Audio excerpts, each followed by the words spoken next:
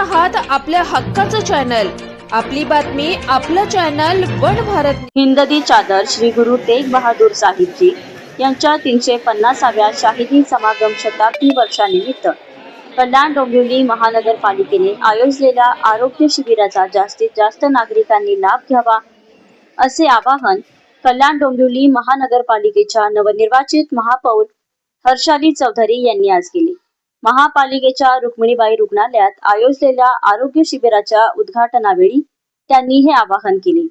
यावेळी महापालिका आयुक्त अभिनव गोयल, वैद्यकीय आरोग्य विभागाचे उपायुक्त प्रसाद बोरकर, महापालिका सचिव किशोर शेळके, रुक्मिणीबाई रुग्णालयाच्या मुख्य वैद्यकीय अधिकारी डॉक्टर सुलक्षणा त्रिभुवन, नगरसेवक गणेश जाधव, किरण भांगले, नगरसेविका विजया पोटे, शालिनी वायले, अस्मिता मोरे, प्रमिला पाटील आदींसह नवनिर्वाचित पालिका सदस्या तसेच इतर वैद्यकीय अधिकारी व कर्मचारी उपस्थित होते। आरोग्य शिबिरे ही नागरिकांची मूलभूत गरज आहे।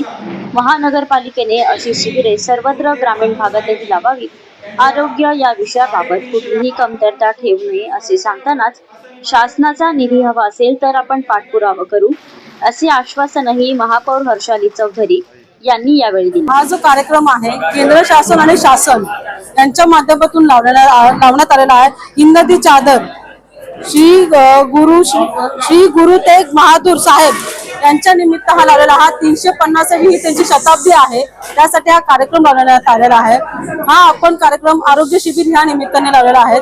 आरोग्य शिबिराचं मी एवढं सांगेन की सगळ्यांनी आरोग्य शिबिर आपण लावलेले आहे, तर त्या निमित्ताने मी सगळ्या नागरिकांना आवाहन करते की याचा त्यांनी मोठ्यात मोठा लाभ घेण्यात यावा, कारण की ही शिबिर एक सामान्य नागरिकांसाठी खूप छान आहे। हा नियोजन जे केलेलं आहे हे खूप छान आहे।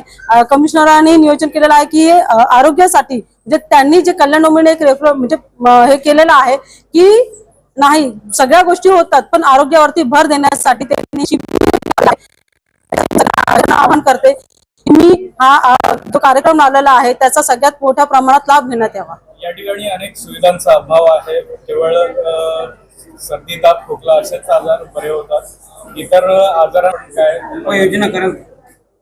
त्यासाठी आपण आता सरांना मी बोलली की सर काही ज्या गोष्टी आहेत ज्या मोठ्या प्रमाणात इथे रोग आहेत त्यासाठी आपल्याकडून काय करता येईल याचं आम्ही आज नियोजन करतो आहे। आणि सरांनी सांगितलं आहे की आपण कॅन्सरसाठी, मी त्यांनाही आताच सांगितलं की कॅन्सरसाठी आपण काहीतरी योजना केल्या पाहिजेत।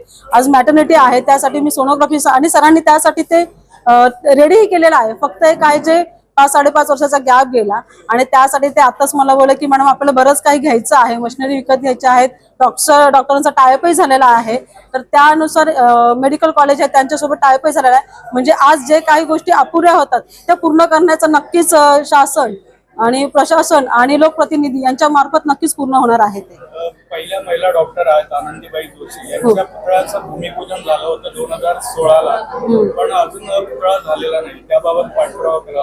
हो नक्कीच त्या निमित्ताने मी तुम्हाला नक्कीच सांगते की त्याचंही मला कळलं की तो पुतळा अर्धवटच आहे, तर त्याचा नक्कीच मी पाठपुरावा परिपूर्ण घेणार। मी सरांना आताच बोलली की सर ह्याचं काय झालं बघ जरा, तुम्ही चौकशी करा, मीही चौकशी करते, पाठपुरावा करून तो नक्कीच मार्गी लावण्यात येईल।